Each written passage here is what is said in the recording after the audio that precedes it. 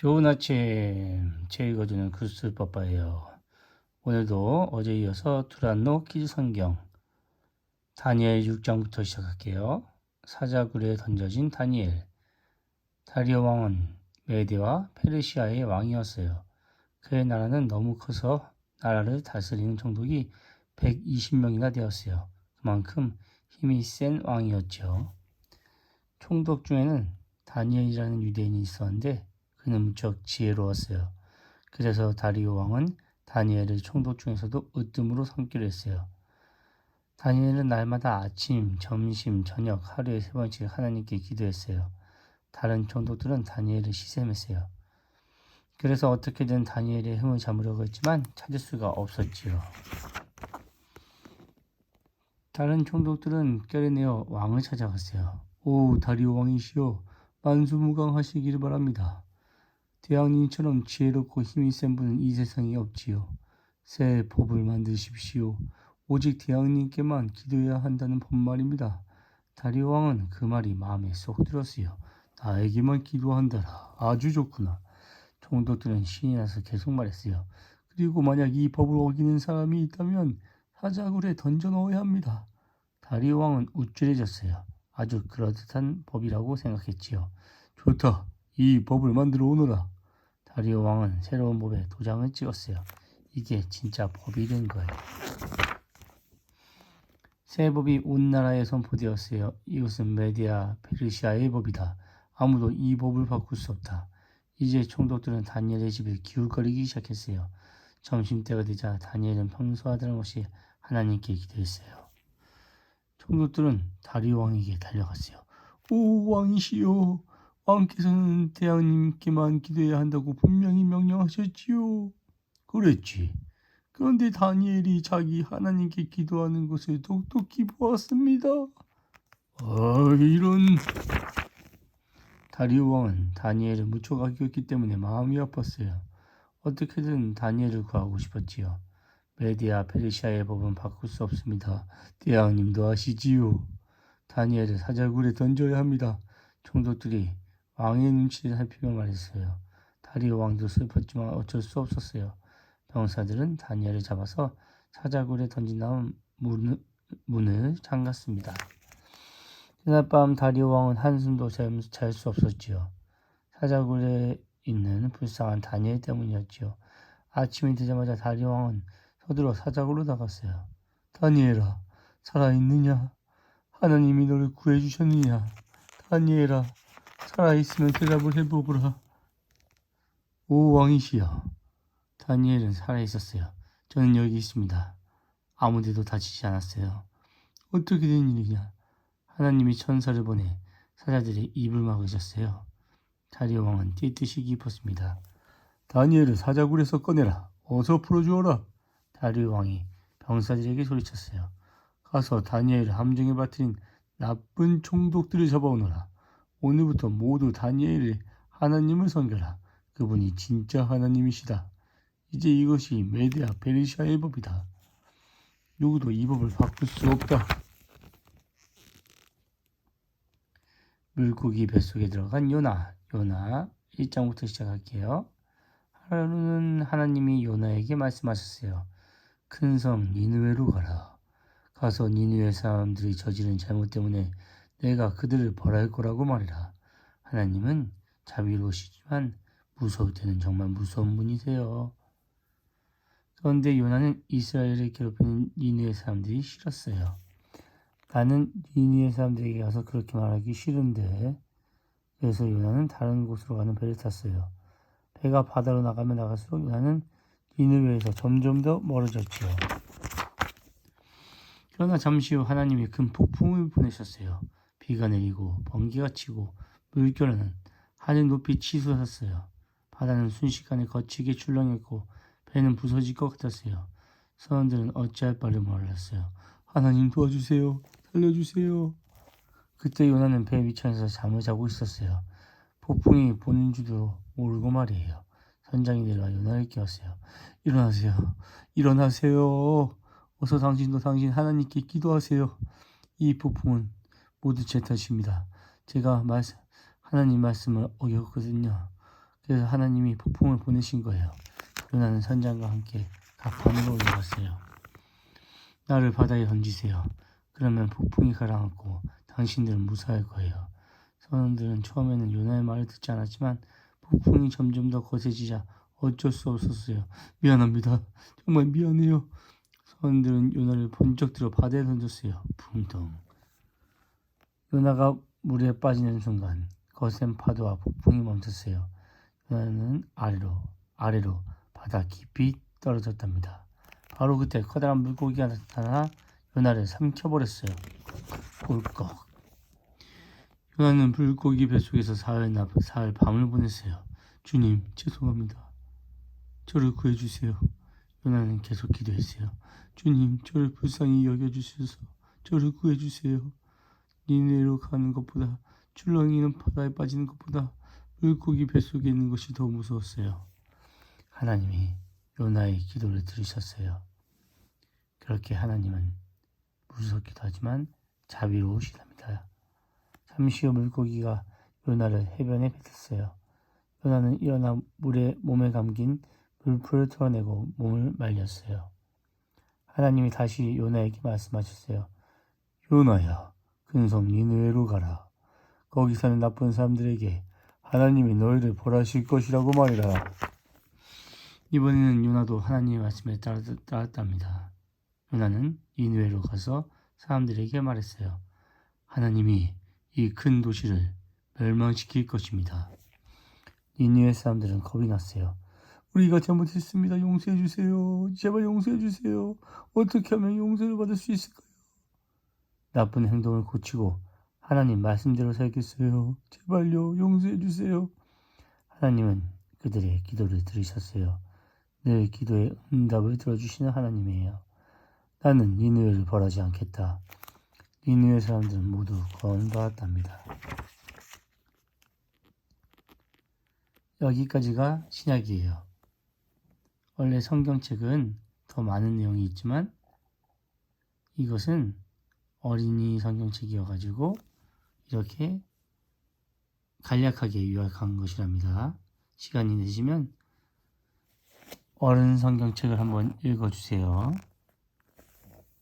이번엔 신약입니다. 신약은 바로 하나님의 아들 예수님이 태어나 예수님의 이야기를 적은 이야기지요. 자, 베들레헴, 예수님이 태어나신 곳이에요. 동방박사가 지나간 길을 볼게요. 마리아와 요셉이 지나간 길이에요. 자, 동방박사들이 베들레헴까지 왔죠. 헤르몬 산에서부터 갈릴리 호수, 나사렛 예수라고도 하죠. 요단강, 예루살렘, 사해. 아기 예수님의 탄생, 누가복음 1장에서 2장이에요. 누가가 적었어요. 작은 마을 나사렛에 마리아라는 처녀가 살고 있었어요. 어느 날 가브리엘 천사가 마리아를 찾아왔어요. 마리아, 놀라운 소식을 가지고 왔어요. 하나님이 당신에게 아주 중요한 일을 맡기실 거예요. 마리아는 깜짝 놀랐어요. 약간 두렵기도 했어요. 당신은 아기를 낳게 될 거예요. 아기의 이름을 예수라고 지으세요. 그 아기는 이 세상을 구원하려고 보내신 하나님의 아들입니다. 마리아는 깜짝 놀랐어요. 어떻게 제가 아기를 낳겠어요? 전 아직 결혼도 하지 않았어요. 하나님이 못하실 일은 없습니다. 천사의 말을 듣고 마리아가 대답했어요. 하나님의 뜻이라면 기꺼이 따르겠어요. 마리아는 같은 마을에 사는 요셉을 사랑했어요. 목수인 요셉은 친절하고 착한 사람이었지요. 마리아와 요셉은 결혼을 약속한 사이였어요. 가브리엘 천사가 요셉의 꿈에도 나타나 말했어요. 요셉, 마리아를 잘 돌봐주세요. 요셉과 마리아는 곧 결혼했답니다. 마리아가 아기를 낳을 때가 가까워졌어요. 그런데 어느 날 이 지역의 관리가 명령을 내렸어요. 모두 자기 조상의 고향으로 가서 이름을 등록해라. 그래서 요셉과 마리아는 요셉의 고향인 베들레헴으로 떠났답니다. 베들레헴으로 가는 길은 꽤 멀었어요. 길을 가다가 날이 저물면 어디에서든 외투로 몸을 감싸고 잠을 청해야 했지요. 거의 다 왔나요? 너무 힘들어요. 마리아가 말했어요. 저기 불빛이 보여요. 베들레헴에 거의 다 온 것 같아요. 곧 도착할 테니 조금만 참아요. 요셉이 말했어요. 요셉, 방을 구할 수 있을까요? 사람들이 너무 많아요. 요셉은 여관 문을 두드렸어요. 여기요, 주인장, 방이 있습니까? 여관 주인은 고개를 저었어요. 아니요, 미안합니다. 빈 방이 없어요. 여관 주인이 여행에 지친 마리아의 얼굴을 보더니 친절하게 말했어요. 가축들이 사는 작은 마구간이 있긴 한데 거기라도 괜찮으면 쓰세요. 요셉은 마구간 바닥에 짚을 깔고 마리아를 눕게 했어요. 바로 거기 나귀와 소들이 있는 마구간에서 예수님이 태어나셨어요. 바로 여기 마구간이죠. 요셉, 아기를 눕힐 침대가 없어요. 요셉은 깨끗한 볏짚을 골라 구유에 깔았어요. 그리고 아기를 가만히 안아 구유에 눕혔지요. 아기 예수님은 새근새근 잠이 들었답니다. 구유는 먹이를 먹는 먹이통이에요. 예수님께 경비한 목자들. 누가복음 2장. 베들레헴 성곽 들판은 깜깜했어요. 목자들은 깨어나 양을 지키고 있었죠. 그때 갑자기 하늘이 환해졌어요. 이게 무슨 빛이지? 목자들은 어리둥절했어요. 천사다. 한 목자가 소리쳤어요. 겁내지 마세요. 기쁜 소식을 가져왔어요. 오늘 베들레헴에서 여러분의 왕이 태어나셨어요. 구유에 누우신 예수님께 가보세요. 천사의 말은 놀라웠어요. 바로 그때 수많은 천사가 하늘에 나타나 노래를 불렀어요. 높이 계신 하나님께 영광, 땅에 있는 사람들에게 평화. 빛은 점점 사라지고 다시 고요한 밤이 되었어요. 목자들은 기대에 찬 목소리로 말했어요. 우리가 천사를 만났어. 천사가 하는 말 들었지? 왕께서 태어났을 때 오늘 밤 베들레헴에서 말이야. 어서 가보자. 목자들은 왕이 될 아기를 보려고 베들레헴으로 달려갔어요. 곧 마구간을 찾았죠. 안에 들여다보니 마리아와 요셉 그리고 구유에 누워 계신 아기 예수님이 보였어요. 목자들은 아기 예수님께 무릎을 꿇었어요. 목자들은 천사에게 들은 말을 마리아와 요셉에게 전해주었어요. 모두 깜짝 놀랐지요. 목자들은 아기 예수님께 경배하고 들판으로 돌아갔어요. 마리아는 그들이 한 이야기를 마음에 깊이 새겼답니다. 예수님께 선물을 드린 박사들. 마태복음 2장이에요. 예수님이 태어나시던 날, 먼 나라의 박사들은 하늘의 별을 보고 있었어요. 저기 좀 봐. 아주 특별한 별이 나타났어. 그들은 무슨 일인지 알아내려고 책을 이리저리 찾아보았답니다. 새 왕이 태어났다는 뜻이야. 우리에게 새 왕이 태어나셨어. 하나님의 왕이란 말이야. 동방 박사들은 새로 태어난 왕을 만나기 위해 길을 떠나기로 했어요. 별이 그들을 앞서가며 길을 알려주었죠. 그들은 낙타를 타고 사막을 건넜어요. 동방 박사들이 별을 따라 도착한 곳은 바로 예루살렘이었어요. 그들은 헤롯 왕이 사는 궁궐로 갔어요. 유대인의 왕으로 태어난 아기는 어디 있습니까? 뭐라고? 새 왕이 태어났다고.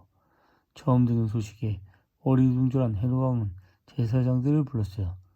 새 왕이 어디에서 태어났겠느냐? 베들레헴입니다. 성경이 그렇게 쓰여 있습니다. 제사장들이 대답했어요. 성경이 그렇게 쓰여 있다나? 헤롯 왕은 동방 박사들을 다시 불렀어요. 제사장들에게 물어보니 새 왕은 베들레헴에서 태어난다고 하오. 그 아기를 찾으면 내게도 알려주시오. 나도 가서 경배하고 싶소. 하지만 그것은 거짓말이었어요. 아기를 죽이라는 속셈이었지요. 별은 동방 박사들을 베들레헴으로 인도했어요. 그리고 예수님이 계신 곳 바로 위에 날아오자 멈췄어요. 동방박사들은 아기 예수님께 공손히 절했어요. 새왕을 만나 너무 기뻤지요.